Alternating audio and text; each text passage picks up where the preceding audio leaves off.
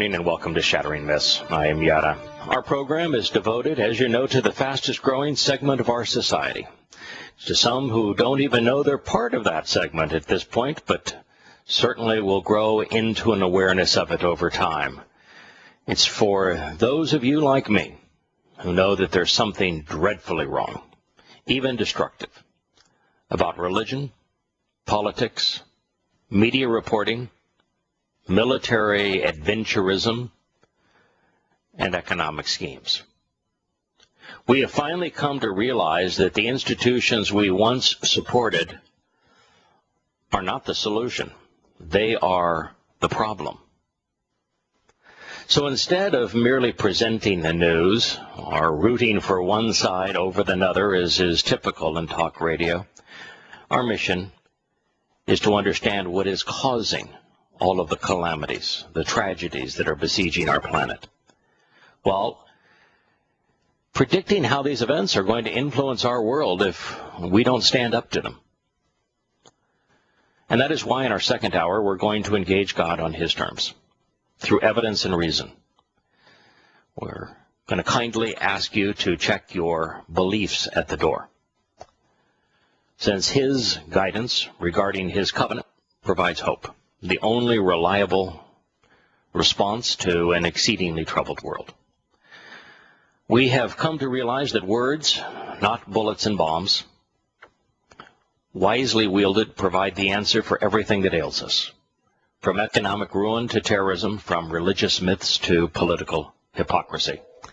Our phone number, if you would like to participate in this discussion of a lifetime, is 877-300-7645. I want to begin this morning's news by talking about an isolated incident. Excuse me again today. I'm plain wounded under pain medication for an ailing back. But there is an incident in Oklahoma City that is far worse than a sore back. An Australian man who was attending a Oklahoma college on a baseball scholarship. He was shot and killed. Now, there's a lot of people that are shot and killed every day in America. What makes this one so tragic is that it was a random act of violence by three bored teenagers. Three teenagers, ages 15, 16, and 17.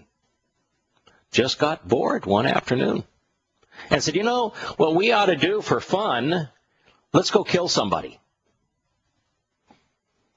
They saw this man walking across the street. He got into his car.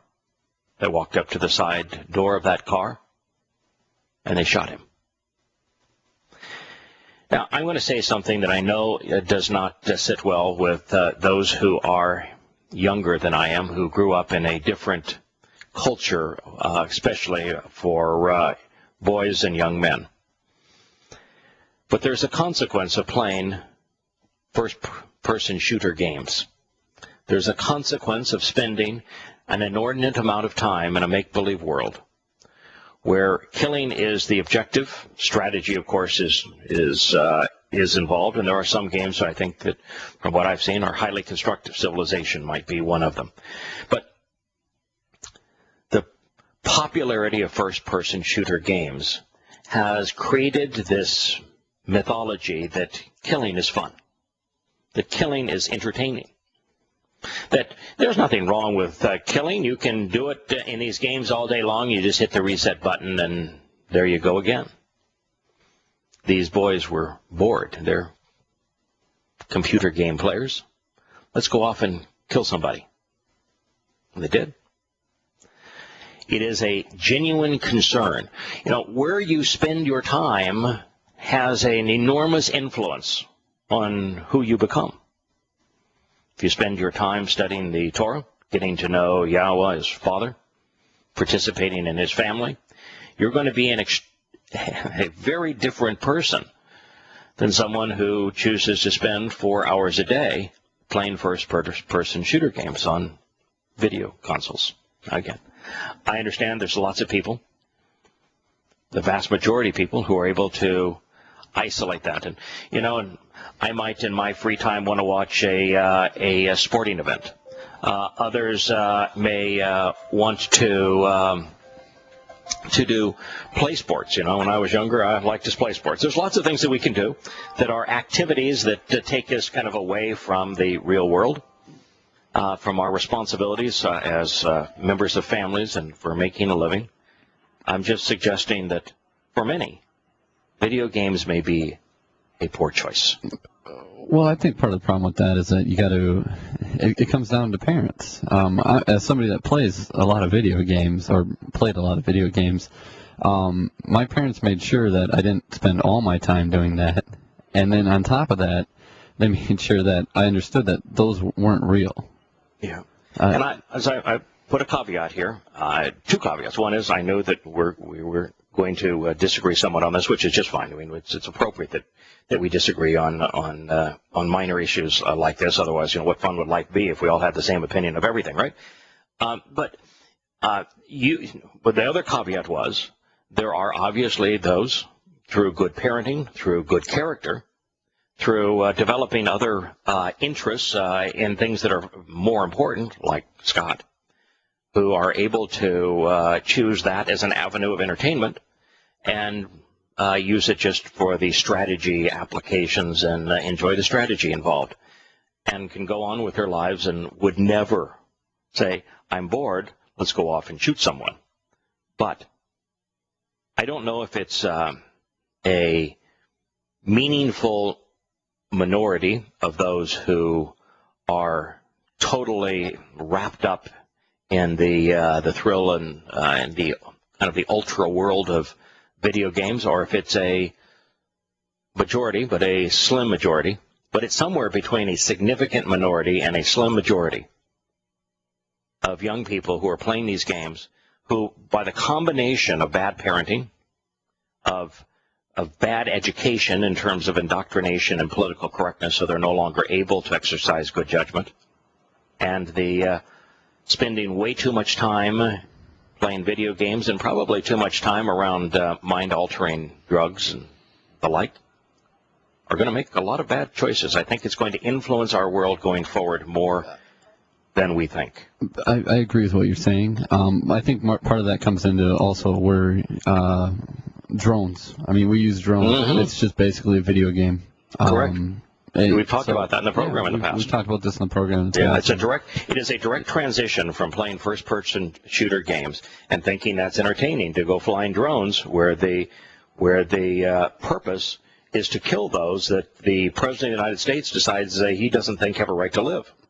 Exactly. I mean, it's a really, really, really small, thin line between those two things.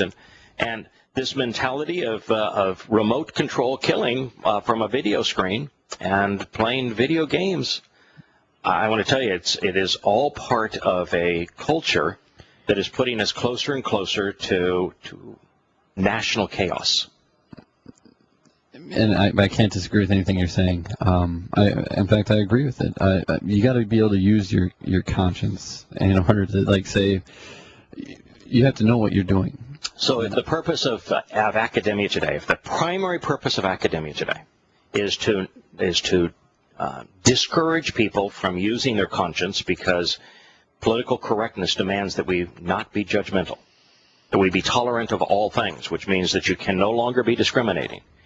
If that's the purpose of academia, and then the most popular form of entertainment is video games, and the most popular form of video games are first-person shooters, what does that say for the eventual influence and outcome? It doesn't speak anything good. It means you can expect more of this.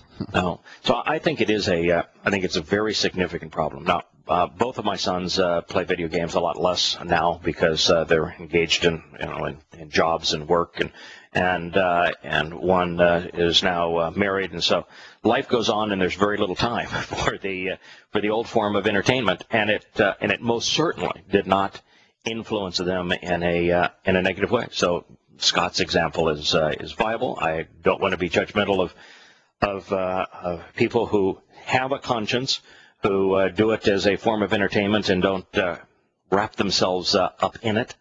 But I want to tell you, as a sign of the times, it is something that is going to contribute to our demise and to a mindset that when chaos does envelop us because of our impending economic doom, this is going to be a real problem.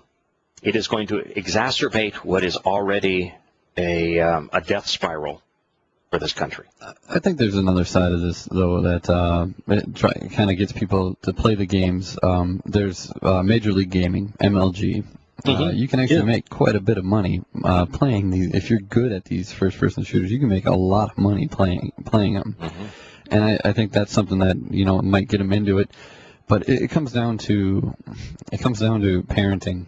If you are paying attention to what your kid's doing, you're going to explain to them, you can't do this. Yeah. But here's the problem that I see is that in the military now, much of the training is done on video games. They have, if you want to play tank, they have video games for tank playing. If you want to fly airplanes, they have video games for flying airplanes. They actually now do game simulations for training in the military, and a disproportionate number of the young men that sign up for the military particularly love particularly the war-based first-person shooter games. And so this distinction between what's real and what's imaginary becomes a really fine line. Well, the government created their own first-person shooter. Of course they did. America's Army. They created their own first-person shooter to try and get people into that. Yeah, and one of the reasons they wanted to do it was that we found in World War II that the majority of people that if you give a gun and you have a target, you've got somebody wearing a uniform on the other side that is your enemy, and you have them in your sights, the majority of Americans wouldn't pull the trigger because they knew that there was just something wrong with killing the other individual. Or they'd shoot high.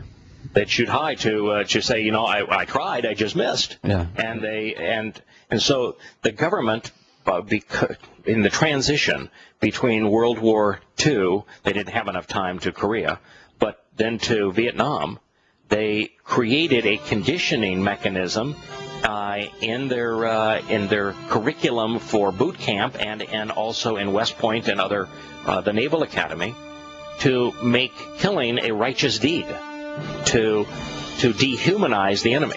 You see this in the video that was released by Bradley Manning, where he shows the American helicopter is shooting the civilians in Afghanistan. They were enjoying it.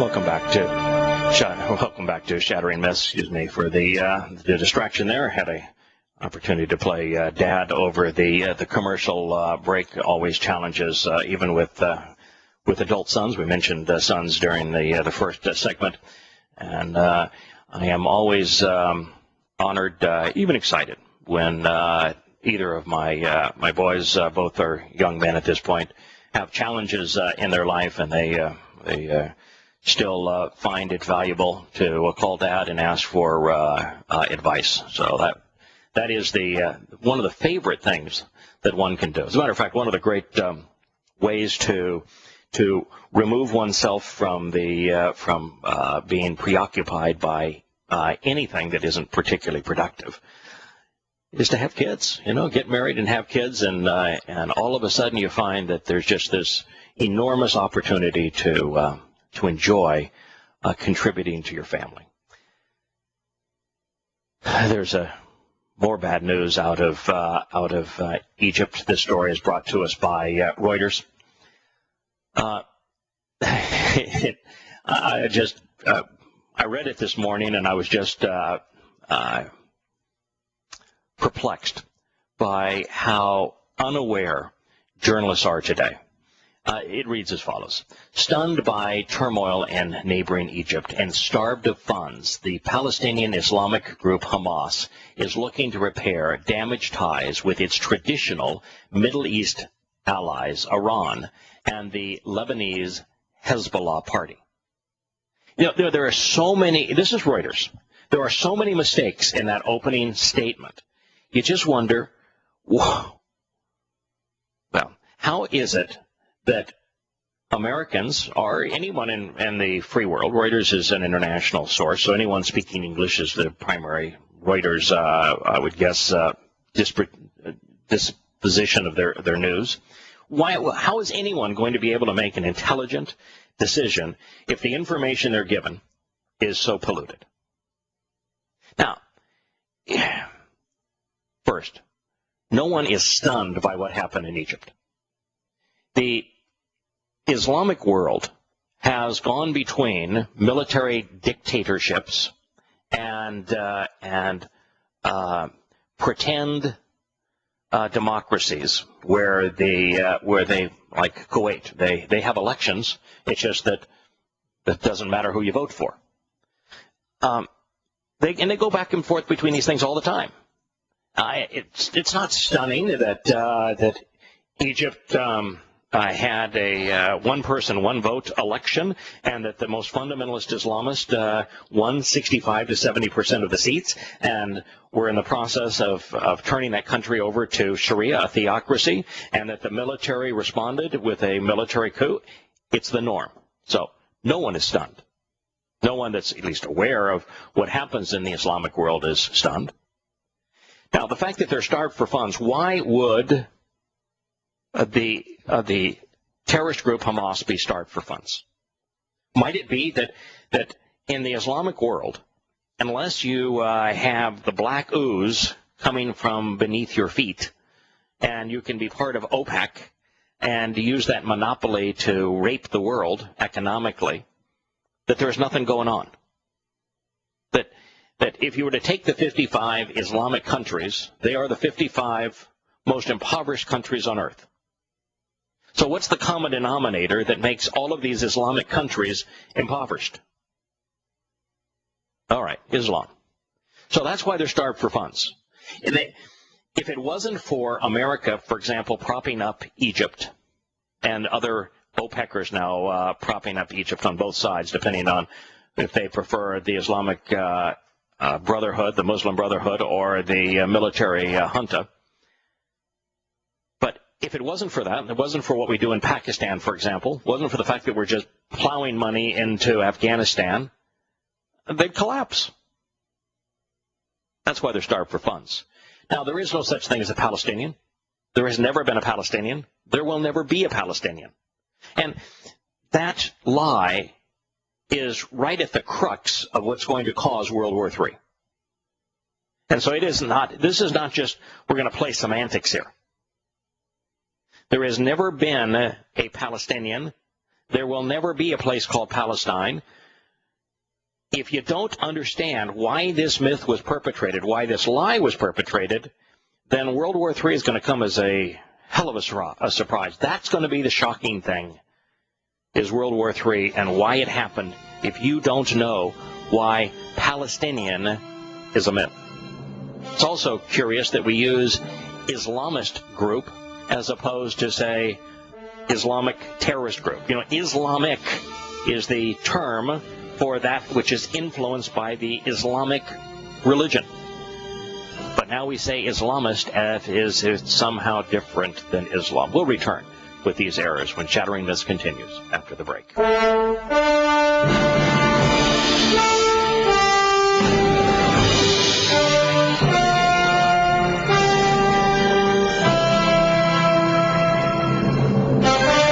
Welcome back to Shattering Myths.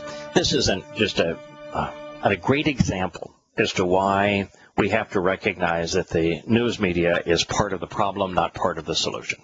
They wrote this paragraph, this is from Reuters: stunned by the turmoil in neighboring Egypt and starved of funds, the Palestinian Islamist group Hamas is looking to repair damaged ties with its traditional Middle East allies, Iran, and the Lebanese Hezbollah party. Almost everything they said there is untrue. No one is stunned that understands what the history of Islam. Islam has always leaned towards militaristic rule. It is a dominion where fascism has been the order of the day for now, 1,400 years. So when you see history repeat itself, the only people who are stunned would be those who are completely ignorant of history. They're starved for funds for the same reason that Egypt is starved for funds. Egypt now is receiving tens of billions of dollars, one side or the other, from Qatar is funding the Muslim Brotherhood. Saudi Arabia is funding the military. And the reason is because without a moral code that is akin to Yahowah's 10 statements that he etched in stone, without a moral code that is based upon treating people fairly, as he establishes in his Torah, there is no opportunity for economic progress because people will not risk their capital and will not devote the toil to anything when they recognize that there is no likelihood of a benefit. If the benefit occurs, it's stolen from them in an Islamic country. It's confiscated. So that's why they're starved for funds. I have been in Islamic countries, particularly as you go across and you see the prosperity of Israel, and you just go across the fenced area into what now is a Palestinian, a PA-controlled area, and you just go from everyone working and prosperity to no one working. And it's the only shift is in religion. Palestinian is a complete misnomer. There is no Palestinian. There never has been a Palestinian. There never will be a Palestinian. The closest thing to a Palestinian is Philistine, and the Philistines ceased to exist well over 2,500 years ago. And so to refer to a group of people who are just Arab Muslims by a name of an extinct people that is who were wiped out 2,500 years ago is nothing but a ploy. And when it is deployed ubiquitously, then you know that that ploy is at the heart of a conspiracy. And what is the conspiracy designed to do? To take Israel from Yehudim, from the Israelites. Hamas is a terrorist group, but Hamas, like all terrorist groups, has multiple sides. They not only exist to lob rockets into Israel and to commit acts of terrorism, but they also exist to as clerics for the purpose of indoctrinating everyone on the traditional nature of the Islamic religion, which is a declaration of war against all humankind. And it also has a charity wing that will provide food and housing and the like, education, if you will, to those who sign a pledge to support Hamas. The interesting next aspect of this is that they're trying to repair ties with traditional Middle East allies, Iran and the Lebanese Hezbollah party. The traditional allies of Hamas is the Muslim Brotherhood. They were conceived, as was the PLO, as was Fatah, as were most of the best-known Islamic terrorist organizations, including Al-Qaeda, out of the Muslim Brotherhood. Sayyid Qutb is the founder of modern Islamic terrorist groups. He wrote on behalf of the Muslim Brotherhood. His two books, Signposts Along the Way and In the Shade of the Quran, read very similar to Prophet of Doom. He basically took the Hadith and the Quran and placed them into the context of Muhammad's life, and therefore he wrote that based upon Muhammad's words and deeds and what the Quran says, you are compelled as a Muslim to be a terrorist. Now, that's what I say in Prophet of Doom. The only difference between Qutb's Signposts Along the Way and In the Shade of the Quran and Prophet of Doom is that I respond to that and say that's wrong. You ought not be beguiled by a religion that commands Muslims to be terrorists. And Qutb says, well, that's he was our spokesperson for God, therefore what he said and did must be good, or I say it's bad. And so when you recognize that their traditional allies are Sunni Muslims and the Muslim Brotherhood, it's the antithesis of their traditional Middle East allies being Iran. No, the opposite of that. Iran is the source of Shia influence, not Sunni influence. Muslim Brotherhood is the dominant influence in the Sunni Islamic world, not the Shia world. So what they've said here is the opposite of what's true. And we're not dealing with Middle East allies. We're dealing with Muslim allies. Middle East is simply geography. The Middle East has nothing to do with what's going on here. The fact that these countries stretch all the way from Western Africa all the way through Malaysia does not have anything to do with geography. This is a religious problem. They couldn't say Muslim allies, I guess, without losing their politically correct card. Now, they do say that they're trying to reach out to Iran, and then they called Hezbollah the Lebanese Hezbollah party.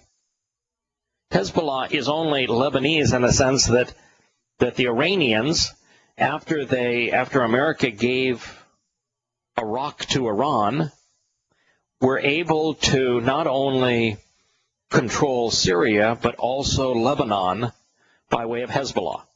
But Hezbollah, it'd be like when the United States Marines were stationed in Lebanon to call them the Lebanese Marines. No, they're still United States Marines. They just happen to be stationed in Lebanon. The same thing is true with Hezbollah. Hezbollah is not a Lebanese terrorist group. They are a Iranian terrorist group based upon Shia Islam. Now, so if you get all of that wrong in your opening sentence, what hope is there to have the proper perspective to understand anything that's occurring? If you don't understand it, then these events are going to stun you. The future is going to be stunning. Now, for those who actually understand who the players are and what they're doing and how all of this fits into the prophetic timeline that Yahowah has given us, we know exactly what's going to happen. We know who is doing what to whom, when it's going to boil over, and what the consequence is going to be.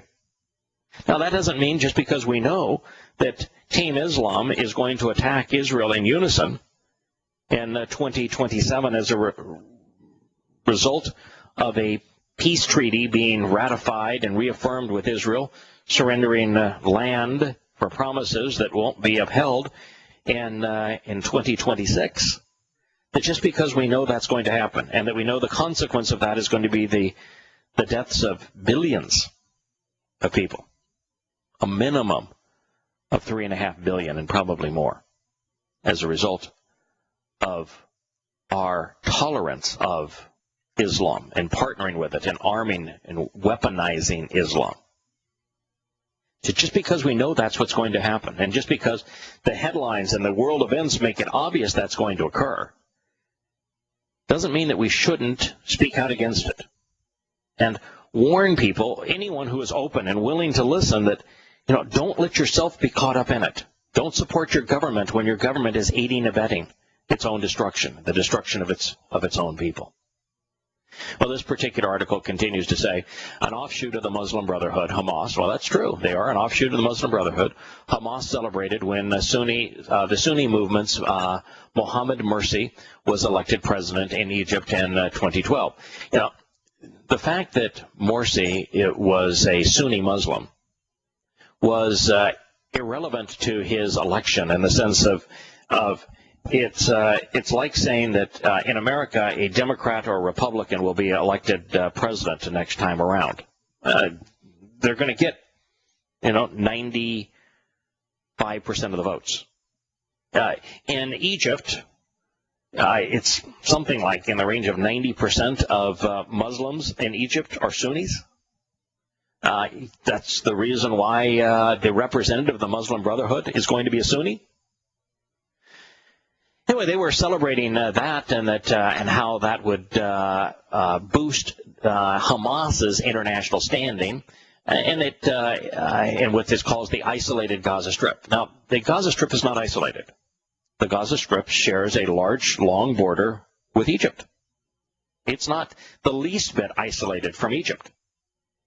Never has been isolated from Egypt.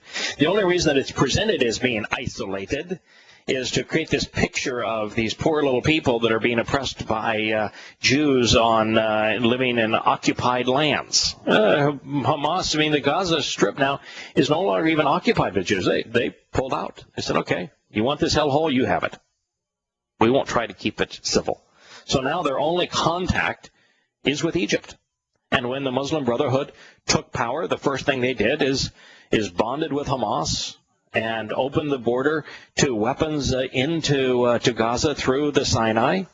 They expanded what was Gaza now, and it's in Gaza now. The mentality of Gaza, the weaponizing of Gaza, the rage of Gaza now permeates the entire Sinai. And so it's become an incorporated area as opposed to an isolated area. And the military coup has done nothing to change that. And when the military tried to do so, they just had, 25 or 26 of their soldiers killed in the northern Sinai for this specific reason.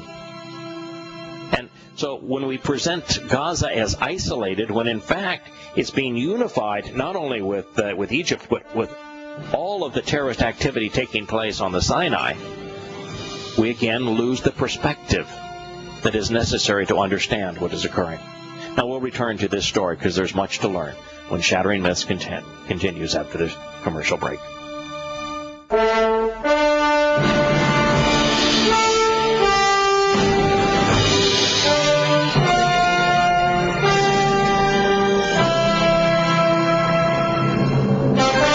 As we continue with the story from Reuters about the impoverished state of affairs for Hamas and them having to rebuild their strained relationship with Iran, which blossomed after the United States invaded Iraq.